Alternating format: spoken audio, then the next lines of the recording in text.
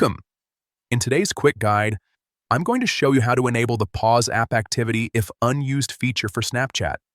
This is a simple setting that helps save battery, protect your data, and keep your phone running efficiently when you're not actively using the app. Let's get right into it.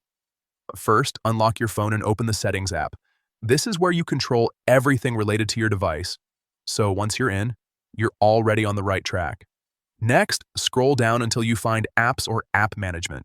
The exact name might vary slightly depending on your phone, but it will be something along those lines. Tap on it to see the full list of apps installed on your device. Now, look for Snapchat in the list. You can scroll manually or use the search bar at the top to find it faster. Once you see Snapchat, tap on it to open its app settings.